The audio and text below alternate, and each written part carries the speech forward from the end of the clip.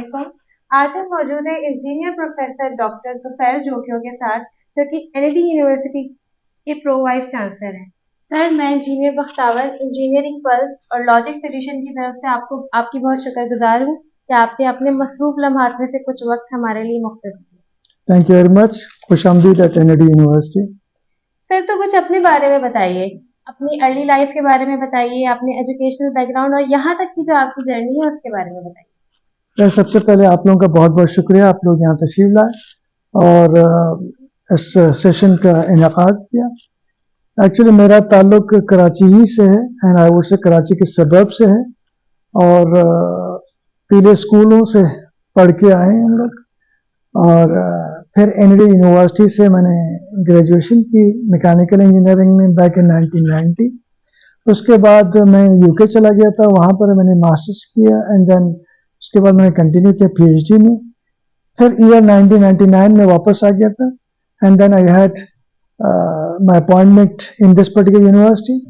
यहाँ पर मैंने ज्वाइन किया as an associate professor in the department of mechanical engineering और उसी साल हमारा industrial and manufacturing engineering department establish हुआ था, तो मेरा ट्रांसफर वहाँ पर किया गया था as an associate professor again.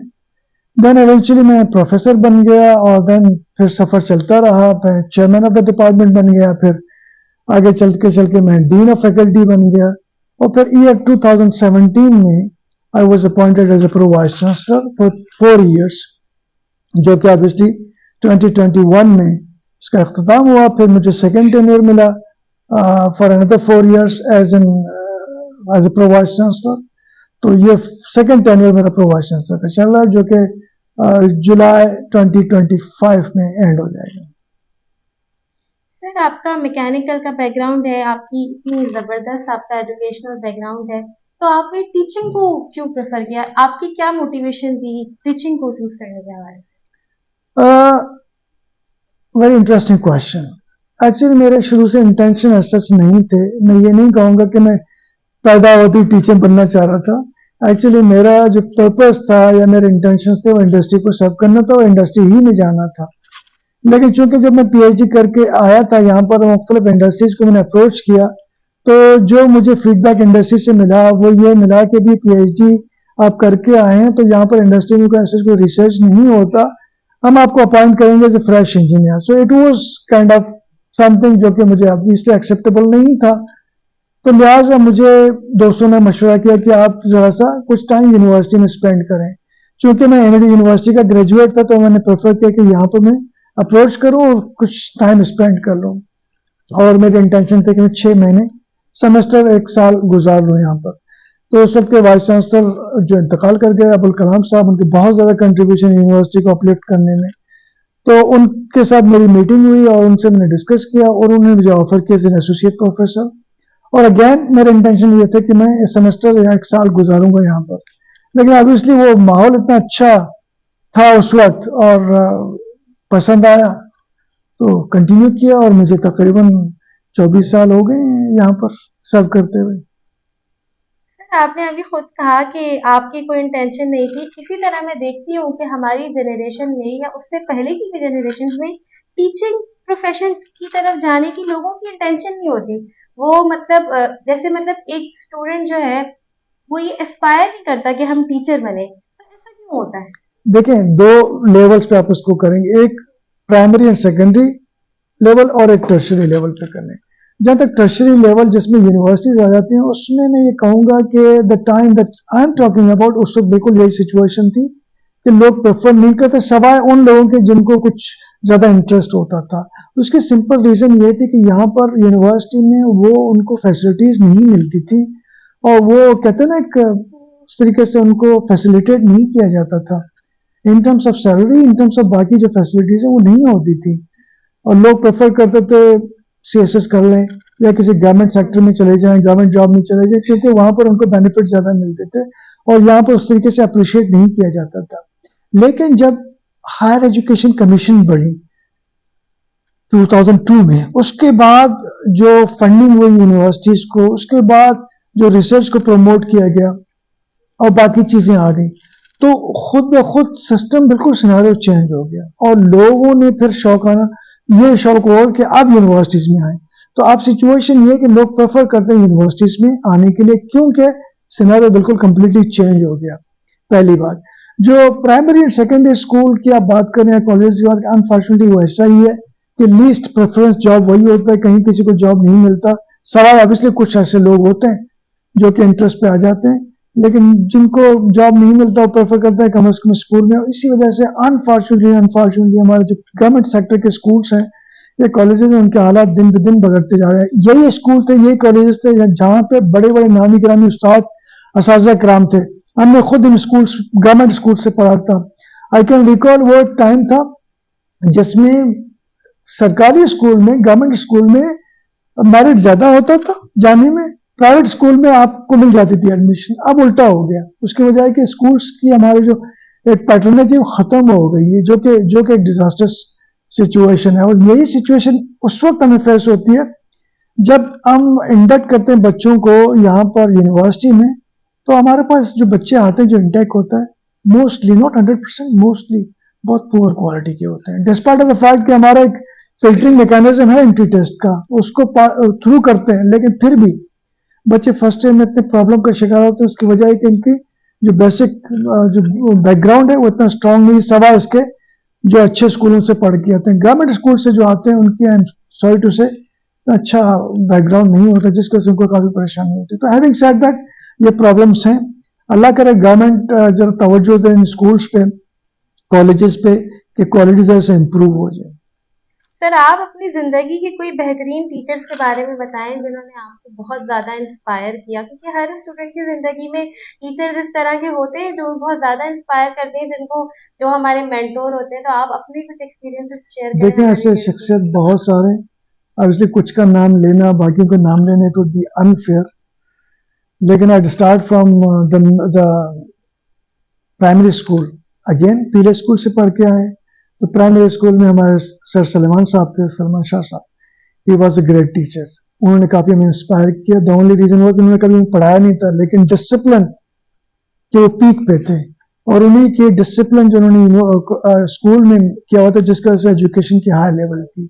आगे चले हम, सेकेंडरी स्कूल में मैंने पढ़ा था। सेकेंडरी स्कूल में भी अगेन हमारे टीचर्स होते थे, शफी मोहम्मद जलबानी साहब हमारे हेडमास्टर थे, डिसिप्लिन टॉप लेवल के। और हमें पढ़ाते थे, इंग्लिश पढ़ाते थे। और उनके डिसिप्लिन की वजह से स्कूल का पूरे लोकेलिटी में एक मयार था। बहराम मरहूम साहब थे, उन्होंने मैथमेटिक्स हमें पढ़ाया था, ग्रेट टीचर। गुलाम मुस्तफा साहब थे, ग्रेट टीचर, उन्होंने हमें पढ़ाया था। आगे चले हम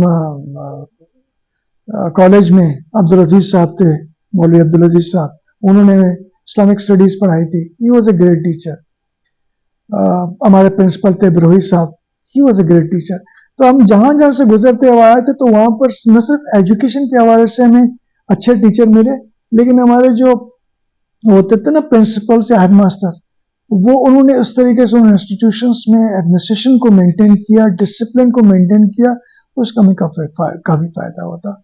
यूनिवर्सिटी में हमारे बहुत ही अच्छे टीचर है, कलाम साहब का मैंने जिक्र किया। उन्होंने, वो खैर हमारे दौर में नहीं थे जब हम स्टूडेंट थे, वो बाद में आए थे जब हम जॉब कर रहे थे। इससे पहले हमारे मुजफ्फर महमूद साहब मेरे टीचर रहे हैं। और भी काफी लोग थे जिन्होंने हमें पढ़ाया था ड्यूरिंग आवर एजुकेशन। तो बहुत अच्छे टीचर थे, जिनकी वजह से मैं समझता हूँ यहाँ पर पहुंचे हैं। सर, आप हमें एनएडी यूनिवर्सिटी के बारे में बताएं कि इस यूनिवर्सिटी का क्या विजन है, उनकी जो एडमिनिस्ट्रेशन है और बाकी जो डिपार्टमेंट्स हैं उनका क्या, यानी कि मतलब एक स्पेसिफिकली आप हमें थोड़ा सा जनरली बताइए एनएडी यूनिवर्सिटी के बारे जी बिल्कुल, मैं बताऊंगा। ऐसे में सबसे पहले लोगों को दो चीजें होती हैं, पता नहीं होता एनईडी का बैकग्राउंड क्या है, हिस्टोरिकल, नंबर 1। नंबर 2, उनको ये भी नहीं पता होता एनईडी किस चीज की एब्रीवेशन है, जिसकी वजह से उसको हमेशा बिगाड़ा जाता है। कभी कोई नेशनल इंजीनियरिंग कहलाता है डिपार्टमेंट, कभी कुछ भी कहलाता है। It's very interesting historical background. 1921 जो रूलिंग रिजीम थी, ब्रिटिश गवर्नमेंट थी, उन्होंने वो कंस्ट्रक्ट कर रहे थे बैराज सखर में, और रिवर इंडस पे वो कंस्ट्रक्शन हो रही थी। और द लोकेशन इज जो करंट हमारा सखर बैराज है। तो उनको सिविल इंजीनियर्स चाहिए थे, और पूरे हमारे रीजन में कोई ऐसा इंस्टीट्यूट नहीं था जहां पर सिविल इंजीनियर प्रोड्यूस करें। जो करंट पाकिस्तान है उसमें से पंजाब यूनिवर्सिटी थी, अगेन वो पंजाब यूनिवर्सिटी में कोई सिविल इंजीनियरिंग वगैरह की डिग्री नहीं दी जा रही थी। तो उन्होंने कहा कि बजाय इसके हम इंडिया से किसी और लोकेशन से हम इंजीनियर्स लेके आए। उन्होंने कहा यहाँ पे इंस्टीट्यूट बनाते हैं जहाँ पे सिविल इंजीनियर प्रोड्यूस किए जाए। तो उन्होंने यहाँ पर एक सिविल इंजीनियरिंग कॉलेज और इनको प्रिंस ऑफ वेल्स के नाम से स्टैब्लिश किया था, और उसकी एफिलिएशन की कोशिश की गई थी यूनिवर्सिटी बॉम्बे के साथ, क्योंकि सिंध बॉम्बे का पार्ट था। तो बॉम्बे यूनिवर्सिटी के साथ हमने एफिलिएशन की कोशिश की। शुरू में हमें दिक्कत पेश आई यूनिवर्सिटी का। ऑफकोर्स उस वक्त जो लोग थे, पी के शाहानी साहब थे। पी के Shahani was the principle of DJ college. वो काफी इंस्ट्रूमेंटल थे इस हवाले से। उन्होंने अप्रोच किया बॉम्बे यूनिवर्सिटी को। बॉम्बे यूनिवर्सिटी ने एक लंबी लिस्ट थमा दी कि भी हम आपको एफिलिएट नहीं कर सकते क्योंकि आपके पास ये डिफिशियंसी है। इवेंचुअली हम साहब ने बहुत कोशिश की। तो उस वक्त हमारे गवर्नर थे, जो कमिश्नर थे कराची के, एंड देन जो साहब थे, एक फिलंथ्रोपिस्ट थे, उनका भी मैं जिक्र करूंगा, उनको अपने साथ मिला लिया, और बाकी काफी एक फैमिलीज थे, उन्होंने सपोर्ट किया। फिर ये कॉलेज की बुनियाद डाली गई, और ऑब्वियसली वो प्रिंस ऑफ वेल्स के नाम से था, तो प्रिंस ऑफ वेल्स का टूर कैंसिल हो गया तो वो नाम चेंज हो गया। देन नादिर शाह इडलजी डिंशा, एक फिलंथ्रोपिस्ट थे, पारसी कम्युनिटी से उनका ताल्लुक था। वो कुछ अरसे पहले वो इंतकाल कर गए, तो उनके बेटे थे होशचंद, उन्होंने अपने अब्बा के नाम, वालिद के नाम पे हमें डोनेशन थी 1,50,000 उस वक्त। उसकी वजह से कॉलेज के लैबोरेटरीज वगैरह बनाए गए थे जो हमारे ओल्ड कैंपस में बने थे। तो फिर ये उनके नाम पे, नादिर शाह इडलजी डिंशा के नाम पे इस्टेब्लिश किया गया था, और एनईडी के नाम से बना था, NED engineering college, back in 1921। उसके बाद हमारी एफिलिएशन थी बॉम्बे यूनिवर्सिटी के साथ। फिर जाके सिंध और बॉम्बे सेपरेट हो गए थे। फिर सिंध यूनिवर्सिटी के साथ हमारी एफिलिएशन हो गई थी। उसके बाद फिर 1952 में हम कराची यूनिवर्सिटी के साथ एफिलिएट हो गए थे। ये कॉलेज ही चलता रहा था टिल 1976 एंड 77। फिर हमारी अपनी हम चार्टर में मिल गई थी, और फिर हम यूनिवर्सिटी बन गए थे। हमने स्टार्ट किया था सिविल इंजीनियरिंग के साथ, फिर हमने इलेक्ट्रो मैकेनिकल स्टार्ट किया था, फिर इलेक्ट्रिकल मैकेनिकल स्प्लिट हो गए। तो 3 डिपार्टमेंट्स से ये कॉलेज चलती रही, और फिर यूनिवर्सिटी भी 3 डिपार्टमेंट्स के साथ चलती रही। फिर जाके 1984 में हमने कंप्यूटर सिस्टम्स इंट्रोड्यूस किया। कलाम साहब के आने के बाद हमने बहुत ज्यादा डिपार्टमेंट्स एक्सपेंड किए थे। अभी हमारे 35 डिग्री प्रोग्राम्स हैं अंडरग्रेड लेवल पे, जिसमें 19 इंजीनियरिंग के हैं और बाकी नॉन इंजीनियरिंग प्रोग्राम्स हैं। और उसके अलावा हमारे पास 58 के करीब मास्टर्स प्रोग्राम्स हैं, और 18 के करीब प्रोग्राम्स हम ऑफर कर रहे हैं पीएचडी लेवल के। So all together more than 100 हम डिग्री प्रोग्राम्स ऑफर कर रहे हैं। हमारा ये मेन कैंपस है, और सिटी कैंपस जो हमारा, जहां से हमने कॉलेज स्टार्ट किया था, that's next two DJ college, उसके पीछे है, वो हमारा सिटी कैंपस है। फिर हमारा एक एलईजे कैंपस है जो कि लियाकत लाइब्रेरी के पीछे है। ये लतीफ इब्राहिम जमाल साहब ने हमें डोनेट किया था, एक बिल्डिंग डोनेट की थी, वहां पर हमारा बायोमेडिकल इंजीनियरिंग डिपार्टमेंट है। 2019 में गवर्नमेंट ऑफ सिंध के सपोर्ट से हमने मिट्टी में अपना कॉन्स्टिट्यूट कॉलेज स्टैब्लिश किया था। पर्पज यही था कि जो क्वालिटी एजुकेशन है वो दूर दराज बच्चों का भी हक है। तो वहां पर हमने कॉलेज स्टैब्लिश किया था विद कंप्यूटर साइंस प्रोग्राम, और 2 साल पहले हमने सिविल इंजीनियरिंग प्रोग्राम भी वहां पर स्टार्ट किया था। जो फर्स्ट बैच हमने इंटैक किया था 2019 में, अभी पिछले कन्वोकेशन में उन्होंने अपनी ग्रेजुएशन भी कर ली माशाल्लाह, first batch. So this is the background of the university.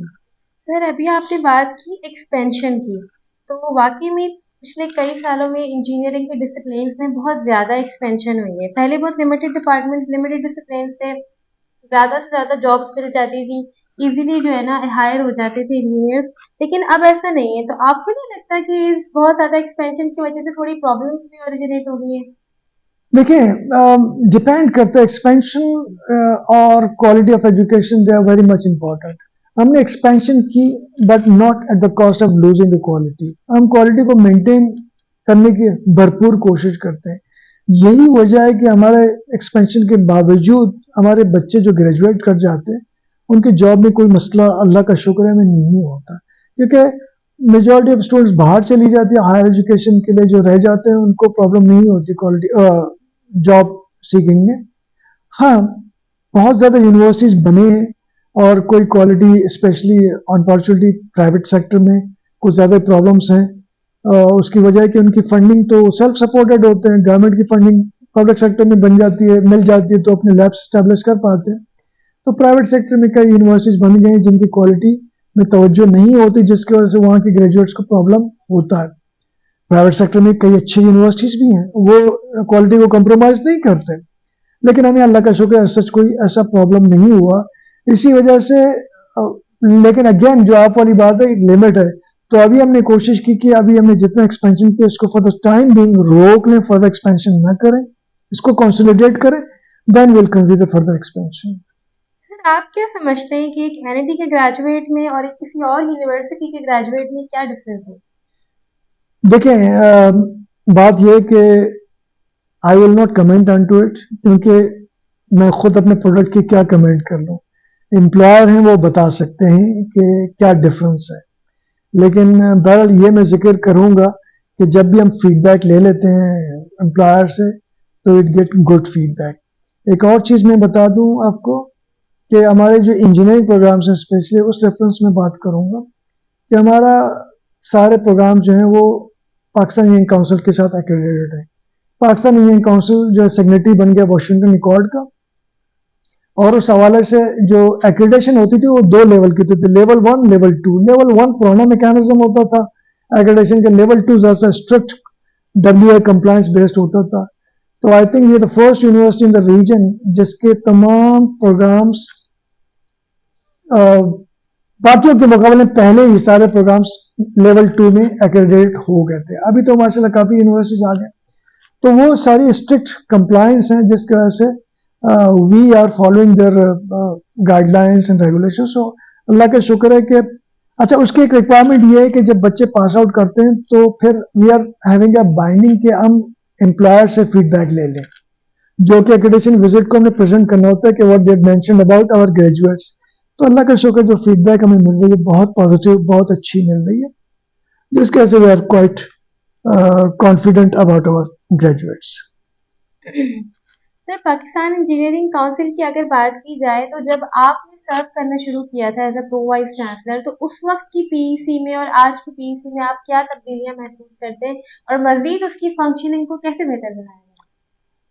देखिए, मैं एज ए पीवीसी मेरा पर्पज ये होता है कि वाइस चांसलर जो मुझे रिस्पॉन्सिबिलिटीज देते हैं मैं उनको फॉलो करता हूँ, उनके इंस्ट्रक्शंस को फॉलो करता हूँ। किसी डिपार्टमेंट की मॉनिटरिंग का मुझे रोल देते हैं तो मैं उस लिहाज से उसको फॉलो करता हूँ। तो ऐसे पीवीसी के हिसाब से मैं डायरेक्टली पीईसी के उसमें नहीं आता, लेकिन एक चीज मैं ये बता सकता हूँ आपको कि 2015 में I was elected as the member of central executive committee of Pakistan Indian council. तो मैंने 2 टेन्योर उनके गवर्निंग बॉडी में सर्व किया था। और ये बता दूं कि पीईसी जब से बनी थी 77 में, उसका इतना इन्फ्लुएंशियल रोल नहीं रहा था, मतलब यूनिवर्सिटीज की मॉनिटरिंग में। लेकिन जैसे टाइम गुजरता गया को रोल ज़्यादा स्ट्रिक्ट होता गया, और मेरे ख्याल में 2001 के बाद ज़रा रोल और स्ट्रिक्ट हो गया था। लेकिन 2010 या 12 के बाद स्लोली ग्रेजुअली बढ़ता गया रोल मॉनिटरिंग की मुख्तलिफ इंस्टीट्यूशंस के हवाले से। और इवेंचुअली जब वो वाशिंगटन अकॉर्ड के सेक्रेटरी बन गए उसके बाद जो स्ट्रिक्ट इनका रोल हो गया यूनिवर्सिटीज़ में, जो कि काफ़ी खुश आइंद है। हैविंग सेड दैट, एक प्रॉब्लम जो नज़र आती है वो ये नज़र आती है कि जो हमारे पाकिस्तान इंजीनियरिंग काउंसिल है एज पर दर एक्ट वो यूनिवर्सिटीज़ की मॉनिटरिंग करती है, और जितने कॉन्ट्रैक्टर्स होते हैं, कंसल्टेंट्स होते हैं, उनकी मॉनिटरिंग करती है, जो कि अच्छी बात है। लेकिन मैं समझता हूँ कि इसके रोल को फर्दर एक्सपैंड करना चाहिए। जितने हमारे इंडस्ट्रीज हैं, बाकी मैन्युफैक्चरिंग इंडस्ट्री, टेक्सटाइल इंडस्ट्री, उनमें उनका कोई रोल नहीं है, तो they should also come under the purview of the Pakistan engineering council. उससे 2 फायदे होंगे। एक तो वहां पर मॉनिटरिंग मैकेनिज्म कैसा है, वो उसकी इंस्पेक्शन हो सकती है, मॉनिटरिंग हो सकती है। दूसरा, उनकी जो इंटरेक्शन विद द यूनिवर्सिटीज है वो भी हो सकती है। तो मैं समझता हूँ कि इसमें फर्दर एक्सपेंशन की जरूरत है, उनकी एक्ट में फर्दर एक्सपेंशन की जरूरत है, ताकि ये जो बाकी जो इंडस्ट्रीज हैं वो भी somehow under the purview of Pakistan engineering council आ सकें। सर बिल्कुल आपने सही बात की कि जो इंडस्ट्रीज की अगर बात की जाए तो इंडस्ट्रीज ये क्लेम करती हैं कि यूनिवर्सिटीज ऐसा टैलेंट नहीं प्रोड्यूस कर रही हैं जो उनको चाहिए। एक ग्रेजुएट बंदा जब किसी इंडस्ट्री में जाता है तो वहां जाके उसको बहुत प्रॉब्लम्स फेस करनी पड़ती हैं, हालांकि ऐसा होना नहीं चाहिए। ऐसा नहीं होता है, ये ऐसा सिर्फ पाकिस्तान में ही होता है, तो ऐसा क्यों है सर? देखिए, एक आई एम सॉरी टू से एक मिस कॉन्सेप्ट या परसेप्शन गलत किस्म का ये है, और ये पूरे दुनिया में होता है कि यूनिवर्सिटीज का काम बच्चों को ट्रेनिंग नहीं देना, बच्चों को एजुकेशन देना है, नॉलेज देनी है, यह यूनिवर्सिटीज का काम है। ट्रेनिंग देना इंडस्ट्री का ही काम है, और कहीं भी दुनिया में नहीं होता कि भाई बच्चे from the first day graduate करें और उनको इंडस्ट्री में जाए और कहते हैं बेटा ये आप काम कर लें और शुरू हो जाए। सब नहीं होता। They require certain amount of time as a training engineer. 6 महीने साल उनको लगते हैं, लेकिन जो इंडस्ट्री एक्सपेक्ट करती है कि भाई फर्स्ट डे आ जाए और वो जॉब पे लग जाए, ऐसा नहीं होता। जहां तक बात है कि उनकी रिक्वायरमेंट्स की, यस कुछ जगहों पे ऐसा होता है कि मिसाल के तौर पर हमारी इंडस्ट्री आती है, वो कहती है कि यार आपके जो बच्चे ना वो फला नॉलेज में नहीं है, दूसरी इंडस्ट्री होती है उनको फला नॉलेज नहीं आती है। तो they should realise the fact कि 4 साल बच्चे हमारे पास हैं, नॉलेज जो हमें इम्पार्ट करना है उसके एक सिलेबस है, वो हमें इम्पार्ट करना है। We can not produce company या इंडस्ट्री स्पेसिफिक ग्रेजुएट्स के लिए, एक इंडस्ट्री के लिए ये है, ये दूसरे इंडस्ट्री के लिए कस्टमाइज हम ग्रेजुएट प्रोड्यूस नहीं कर सकते। हम ऐसे ग्रेजुएट्स प्रोड्यूस करेंगे जिनको नॉलेज आनी चाहिए उस पर्टिकुलर डिसिप्लिन की, फंडामेंटल, नंबर 1। नंबर 2 है वो हर इंडस्ट्री में जाके अपने आप को फिट कर सके। नंबर 3 वो इंटरनेशनल अरीना में जाएंगे, हायर एजुकेशन के लिए जाएंगे, तो they should be fit for that. ये हमारा पर्पस होता है। हम ये नहीं कर सकते कि कस्टमाइज ग्रेजुएट प्रोड्यूस कर सके, तो ये इंडस्ट्री को समझने की जरूरत है। दूसरी बात ये कि है ठीक है उनका एक इश्यू है, तो उसको एड्रेस करने के मुख्तलिफ तरीके हैं। मिसाल के तौर पर फ्रॉम द फर्स्ट डे हम इंडस्ट्री को अपने साथ अलाइन कर लें। जो मैंने जिक्र किया वाशिंगटन अकॉर्ड का, उसकी रिक्वायरमेंट है कि हर डिपार्टमेंट में, हर प्रोग्राम में एक इंडस्ट्री एडवाइजरी बोर्ड होनी चाहिए। ये मैं आपको इंटरेस्टिंग सी चीज बता दूं कि WAK से पहले ही हमने इसको इम्प्लीमेंट किया था कि हमारे तमाम प्रोग्राम्स में इंडस्ट्री एडवाइजरी बोर्ड्स के मेंबर्स हैं, जिसमें मुख्तलिफ इंडस्ट्री से रिप्रेजेंटेटिव्स हैं, और उनके हर क्वार्टर में, साल में 4 मीटिंग्स होती हैं, जिसमें वो आके अपनी रिक्वायरमेंट बताते हैं और उनको हम बताते हैं कि हम क्या पढ़ाते हैं, और उनसे हम इनपुट ले लेते हैं। जिस तरीके से हम कोर्सेज को मॉडिफाई करते हैं, ट्रेनिंग भी दे देते हैं। ये एक फंडामेंटल चीज है जो हम लोग कर रहे हैं, जिसके वजह से आई एम श्योर कि इंडस्ट्री के जो है ना कंसर्न है वो ओवरकम हो जाएंगे। दूसरा एक मॉडल जिसमें हम काम कर रहे हैं, जिसमें थोड़ी बहुत सक्सेस हुई है, अभी ज्यादातर नहीं हुई है, लोग इसको अप्रिशिएट करते हैं, एग्री भी करते हैं। वो एक कॉन्सेप्ट हमारे वाइस चांसलर का है, और वो कॉन्सेप्ट ये है कि हमारे जो बच्चे फर्स्ट ईयर में आते हैं, कोई भी इंडस्ट्री आए और अपने लिहाज से कंपटीशन करे, और उसमें 1 या 2 या 3 बच्चों को वो ले ले अपने साथ, और उनको फ्रॉम द फर्स्ट ईयर अपना इंटर्नी डिक्लेयर कर दे। और ये बच्चे फर्स्ट ईयर में, सेकंड ईयर में, थर्ड ईयर में, फोर्थ ईयर में सेम बच्चे उस पर्टिकुलर इंडस्ट्री में जाएंगे। उससे फायदा ये होगा, ये छुट्टियां वहीं पर गुजारेंगे, तो बच्चों को यहां पर तालीम मिल रही है, वहां पर ट्रेनिंग मिल रही है। सो बाय द टाइम 4 साल के बाद जब ये ग्रेजुएट कर जाएंगे, तो वो फुली उस इंडस्ट्री के लिए सूटेबल कैंडिडेट होंगे without having further requirement of the training. तो ये हमने कॉन्सेप्ट दिया, और कई एक इंडस्ट्री ने इसको एक्सेप्ट भी कर लिया, और कुछ बच्चे हमारे गए भी हैं वहां पर, और वो परफॉर्म कर रहे हैं, they are doing very good. तो इस चीज को हम फर्दर एक्सपेंड कर रहे हैं। लेट्स होप इससे फर्दर जो इनके कंसर्न्स हैं वो एड्रेस हो जाएंगे इंडस्ट्री। जी सर।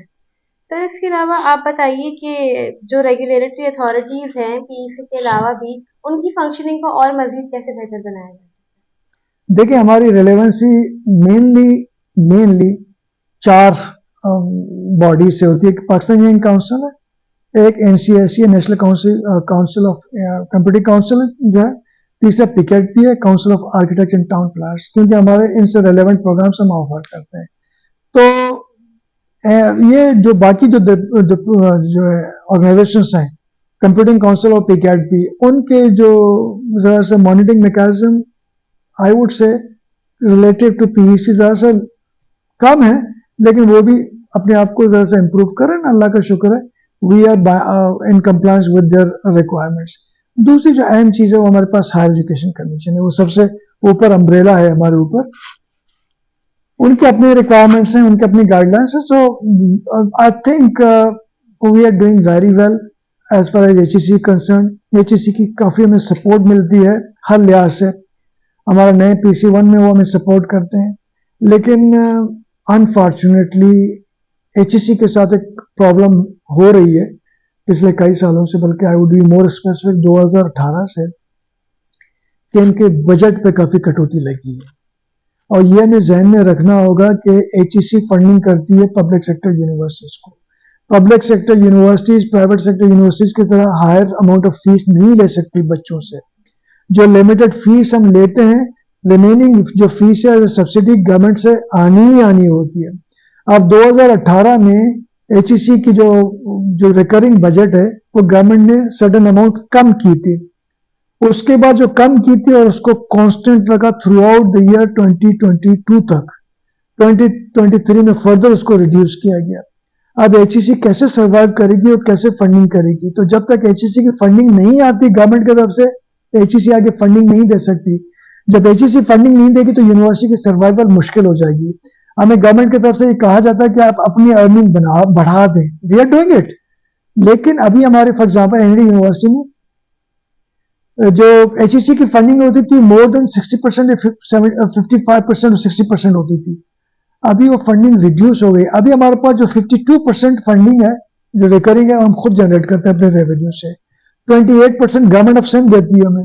रिमेनिंग चंक जो है हायर एजुकेशन कमीशन से आती है। We are lucky, I must say, कि सिंध गवर्नमेंट हमें फंडिंग करती है, रिकरिंग की ग्रांट देती है हमें। पंजाब और बाकी प्रोविंसेस में they are in deep trouble. तो जब तक HEC की फंडिंग को रिस्टोर करके उनको बढ़ाया नहीं जाएगा, पब्लिक सेक्टर यूनिवर्सिटीज को प्रॉब्लम आती रहेंगी।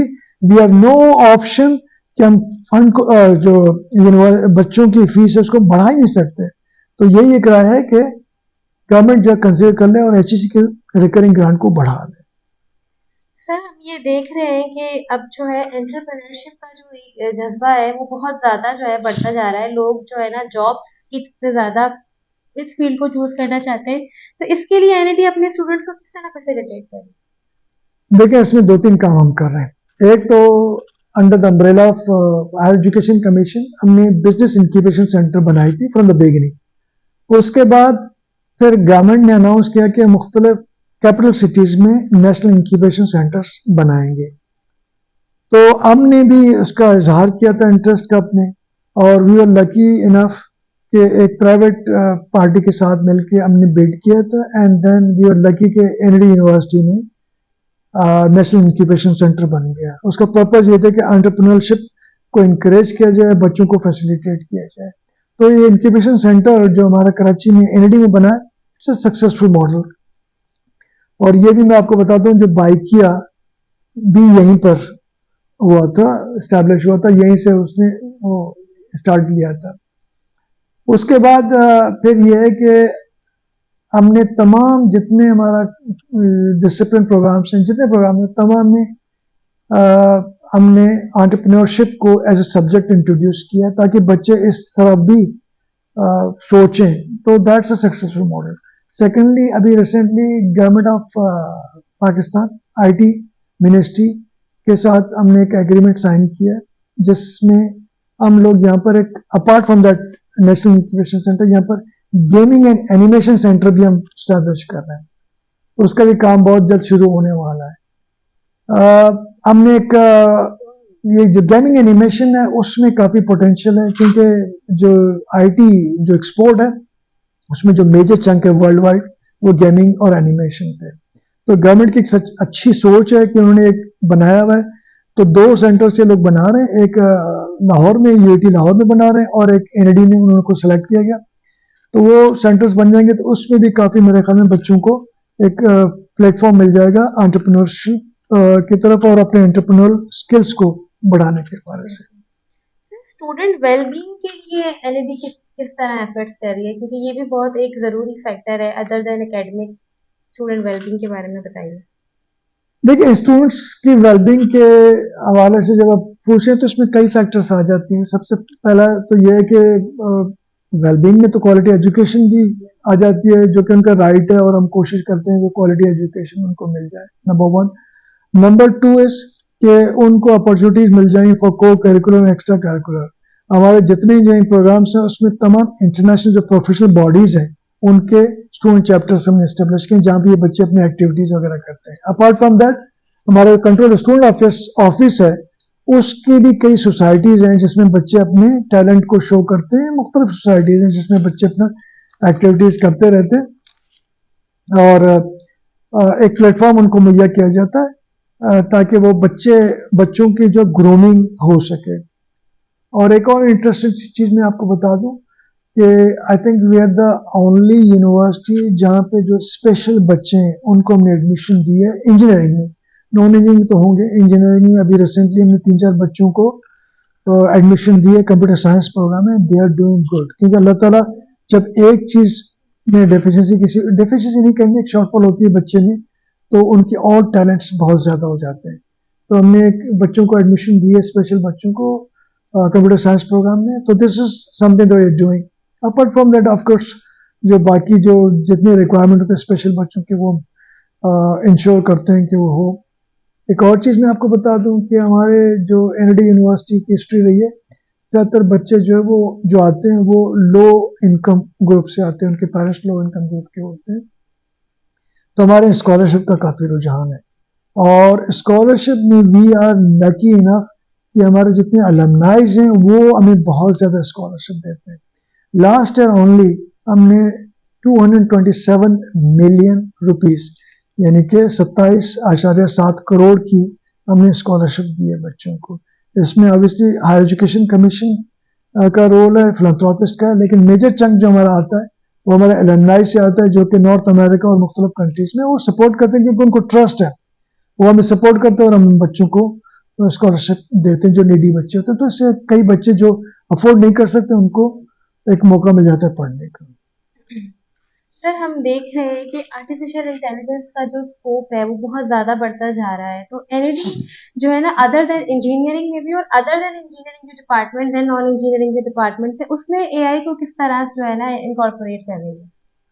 ये बिल्कुल एक सही बात आपने की है और तवज्जो तलब बात है वो से।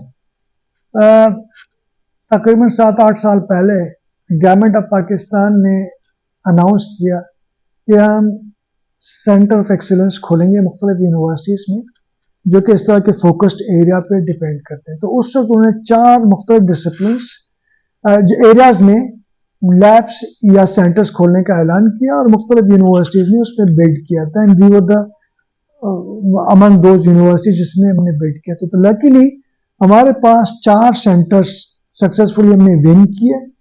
उसमें AI is one of them, मतलब उसके अलावा साइबर सिक्योरिटी, डाटा एनालिटिक्स, भी रोबोटिक्स, ये सेंटर्स हैं जो हमने विन किए। 4 सेंटर्स को हमने इस्टेब्लिश किए।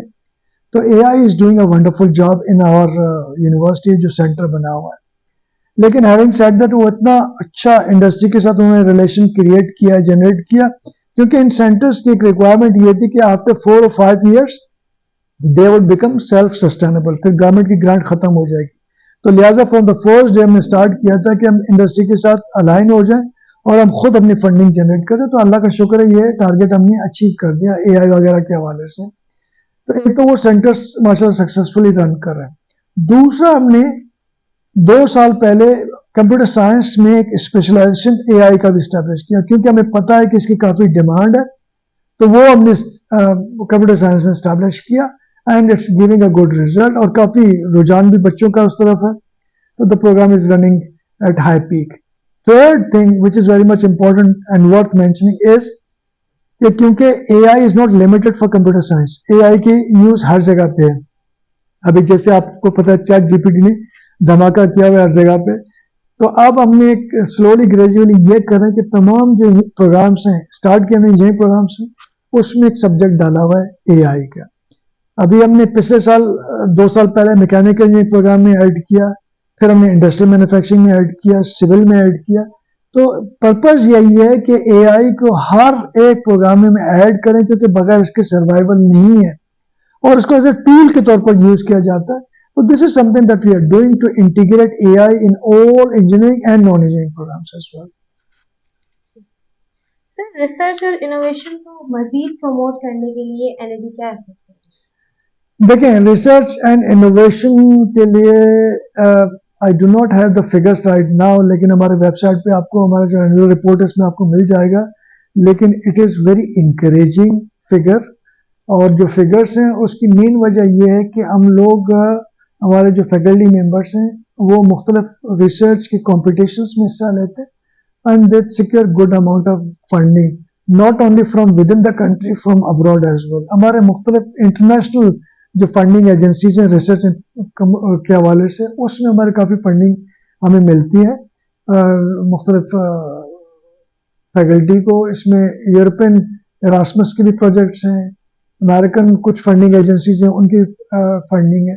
तो ये मुख्तलिफ जो हम पेंट करते हैं R&D प्रोजेक्ट्स जो कि एक सपोर्ट मिलती है एक इंटरनेशनल फंडिंग, तो उसमें काफ़ी कुछ हमारे फैकल्टी इंगेज हैं, वो कर रहे होते हैं।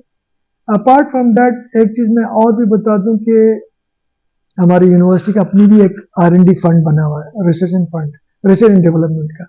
उससे भी हम जितने PhDs होते हैं हमारे पास एनरोल होते हैं स्कॉलर्स, उनको as a seed money 1 million per scholar हमको दे देते हैं ताकि वो अपने रिसर्च एक्टिविटीज को कोई रिक्वायरमेंट है प्रोक्योरमेंट वगैरह के हवाले से वो कर सके। नंबर 1। नंबर 2 इज कि जितने PhD स्कॉलर्स हैं उनकी एक रिक्वायरमेंट होती है कि वो अगर एज ए टीचिंग असिस्टेंट यहाँ पर आ जाए, कहीं इंगेज हो जाए, तो उनकी ट्यूशन फी जो होती है PhD की वो भी हम यूनिवर्सिटी रिसर्च फंड से उनको दे देती है। तो जितने हद तक हो सकता है हम उनको फैसिलिटेट कर सकते हैं। फर्दर मोर हमारी फैकल्टी अगर अच्छे जर्नल्स में पब्लिश करती है तो उसको भी हम अवार्ड दे देते हैं। एक और चीज मैं आपको बता दूं इस हवाले से कि हमारा एक अलमनाई ग्रुप है सदर्न कैलिफोर्निया में, वो अवार्ड मनी अनाउंस देती है हमारे फैकल्टी को कि जितना अच्छा पब्लिश करते हैं तो वो उनको अवार्ड मनी एंड सर्टिफिकेट दे देती है। तो ये तमाम चीज़ें इंकरेज करती हैं हमारे फैकल्टी को। इसके वजह से अल्लाह का शुक्र है कि हमारा जो रिसर्च पोर्टफोलियो बहुत ही स्ट्रॉन्ग है और बहुत ही अच्छा है। सर आपका जो ये टेन्योर है, कोई इसमें ऐसी चैलेंजिंग सिचुएशन जो आपने फेस की हो और किस तरह आपने उसको जो है ना कोप अप किया उस सिचुएशन से? देखिए मैं ऑनेस्टली स्पीकिंग ये बता दूं कि मुझे कोई चैलेंजिंग सिचुएशन फेस नहीं हुई। उसकी मेन 2 रीजंस हैं। देखिए प्रो वाइस चांसलर का जो इंटरेक्शन होता है ना वो वाइस चांसलर के साथ होता है और कोलीग्स एंड सबऑर्डिनेट्स के साथ होता है। जहां तक वाइस चांसलर का ताल्लुक है तो वाइस चांसलर मेरे कोलीग रहे, मेरे सीनियर रहे फ्रॉम द बिगिनिंग। जब मैंने ज्वाइन किया उस वक्त से मेरा उनके साथ इंटरेक्शन रहा है। वो पहले प्रोफेसर थे, फिर चेयरमैन ऑफ द सिविल बन गए, फिर डीन ऑफ सिविल बन गए। तो हमारी एक कहना चाहिए ना कि एक दोस्ती थी फ्रॉम द बिगिनिंग। तो एक अच्छी एक हार्मनी हमारे दरमियान एक सॉर्ट ऑफ अंडरस्टैंडिंग है कि अल्लाह का शुक्र है उस हवाले से उनका लेवल ऑफ ट्रस्ट मुझ पर बहुत ज्यादा है, which is very much important. लोग किसी से पे ट्रस्ट नहीं करते, उसकी वजह से हमारे अंडरस्टैंडिंग की वजह से अल्लाह का शुक्र है उस क्या कहते हैं बॉर्डर पे कोई मुझे प्रॉब्लम नहीं हुआ। जहां तक बाकी कोलीग्स का ताल्लुक है तो वो भी इतना रिस्पेक्ट देते हैं, दे अंडरस्टैंड कि मैं जो भी करता हूँ उनके लिए करता हूँ, यूनिवर्सिटी के लिए करता हूँ, तो I am getting good support from them as well. So as such मुझे कोई चैलेंज कोई नहीं हुआ। ऑन टॉप ऑफ दैट मैं ये मेंशन कर दूं कि हमने कई मुख्तलिफ चीज़ें की, कोई इनोवेशन की, सॉरी नॉट रेनोवेशन, इनोवेशन बहुत चीज़ों में सिस्टम में इंप्रूवमेंट लेके आए।